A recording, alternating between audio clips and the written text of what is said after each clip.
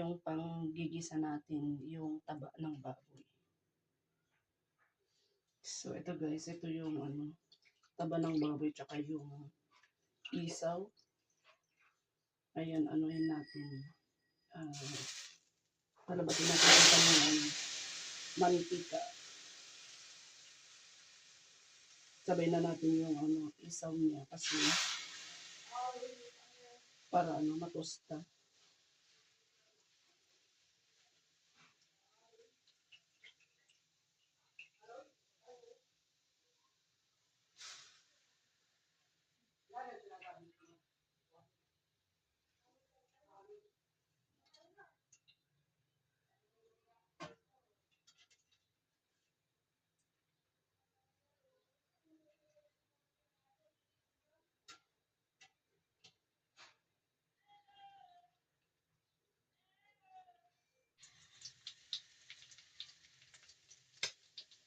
So, ayan na guys. Oh.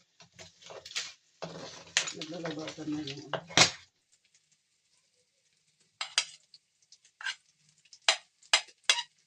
Marami ako magsibuyas kasi ano daw to guys, anti-cancer.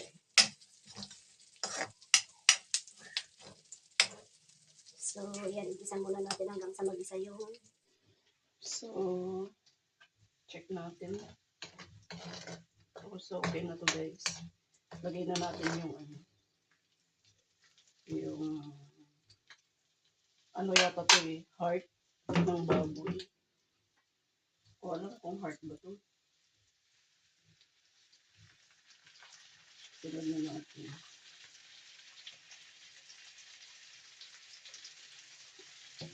Ayan.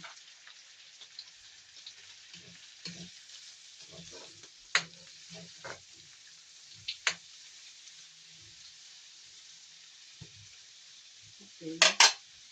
Sunod natin yung atay.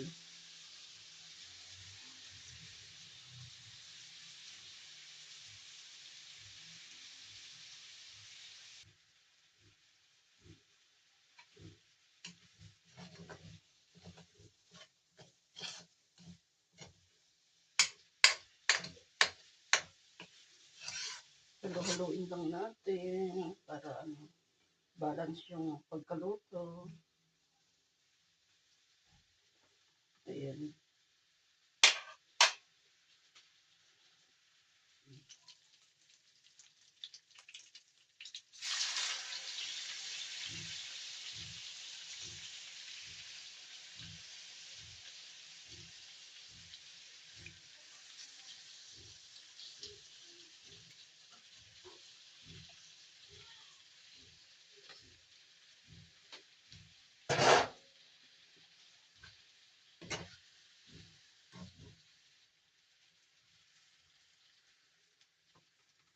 Yan, igisa lang din natin guys.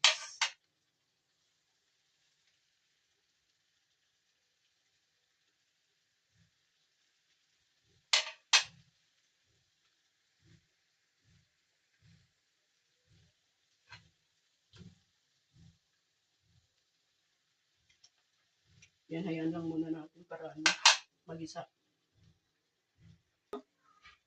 Ngayon ka lang ba nakatikim ng ganun? Yung sinasabi ko sa iyo to, okay na to.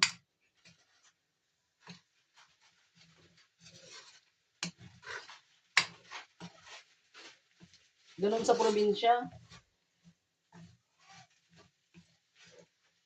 Palibasa hindi ka lumaki sa probinsya eh. Hindi ko lumaki sa probinsya. Siyempre.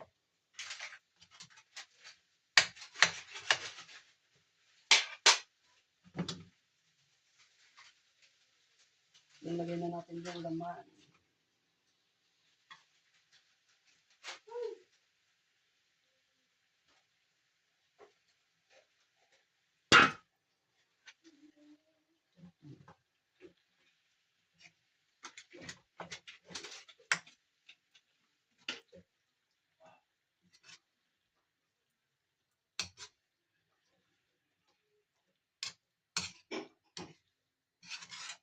Ano boss?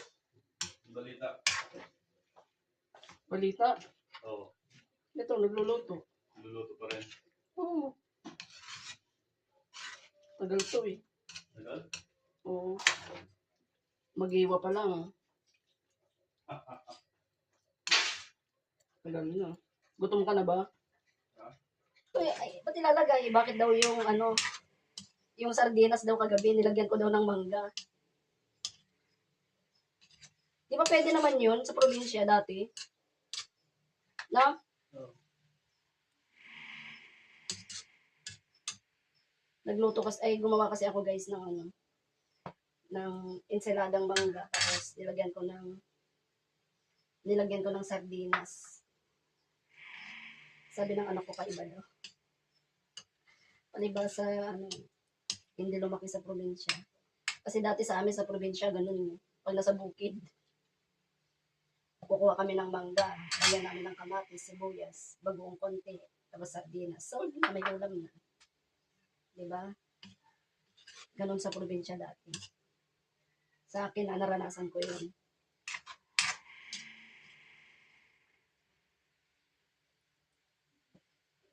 So, lagyan natin ng ano, green peas.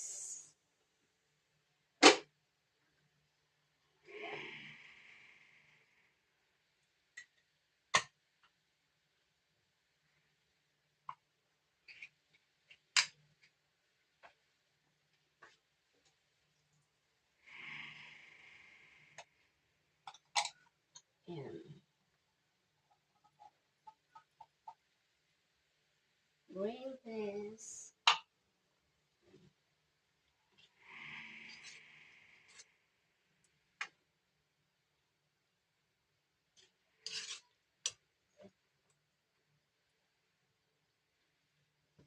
Tapos, nilalagay na tayo ng magic syrup.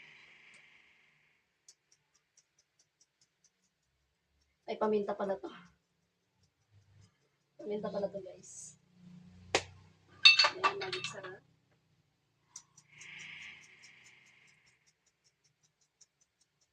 Ayan.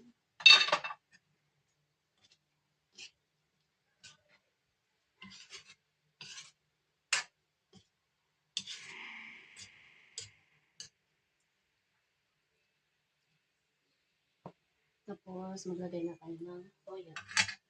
Toyo. Konting toyo. Para may kulay.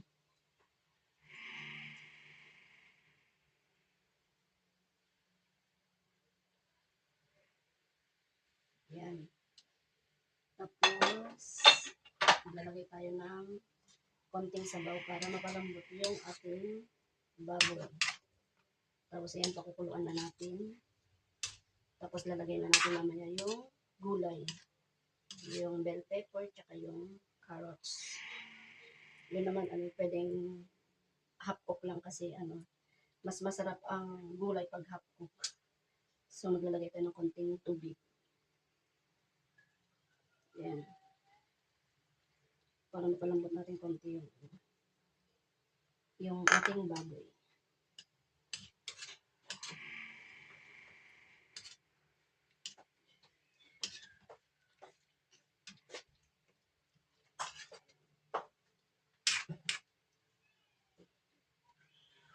Ayan, tatakpan natin para mas mabilis maluto.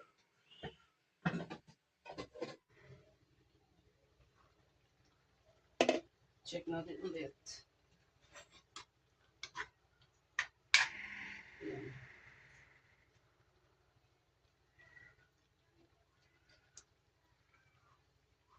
Lagay ako ng konting oyster para mas, ano, masarap.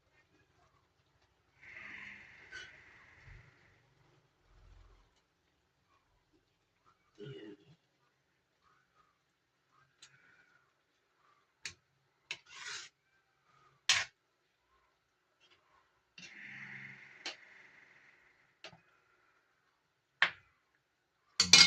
Ay.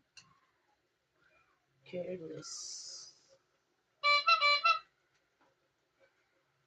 Habang nagluluto ako, guys, nag-aantay ako ng booking. Kaya lang ang bababa. Sayang yung gas, di ba mahal ang diesel.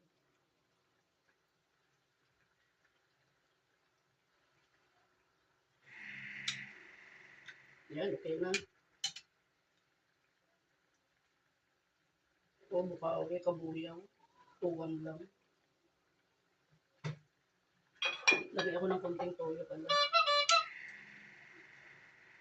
Bukawi, Manila.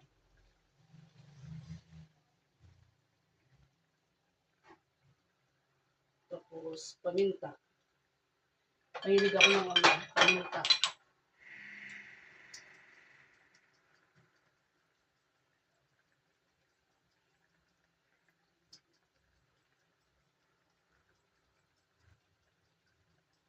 Yan.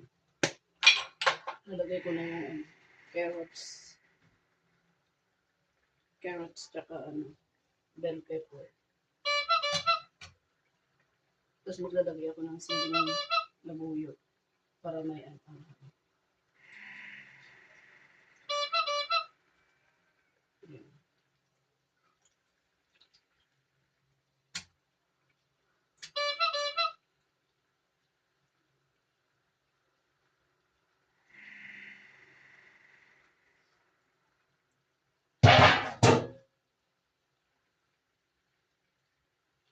Baba ng buko.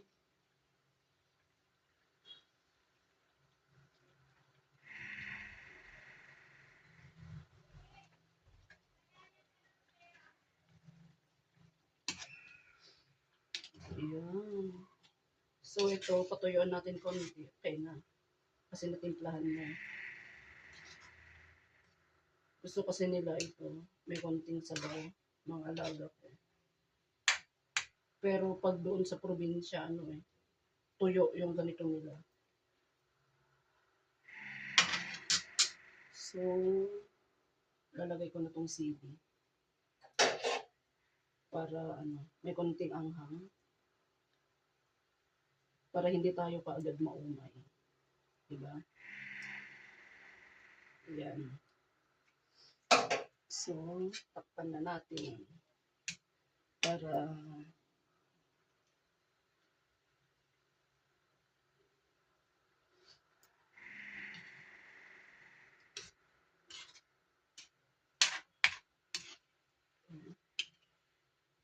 na to, ulam na namin to ng 2 araw.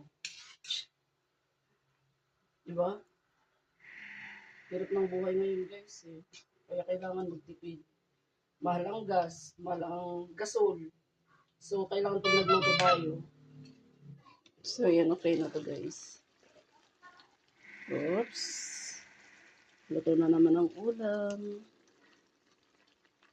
Ayan, thank you so much guys for always supporting my YouTube channel. Ayan, pag hindi pa kayo nakasubscribe, please don't forget to subscribe. Then, click nyo rin po yung bell para ang aking upload na video, mapapanood nyo. Thank you so much. God bless po. Pag gusto nyo pong malapot, maglagay kayo ng cornstarch. Sa akin okay na to kasi gusto nila may sabaw. So, yan, bye. God bless po.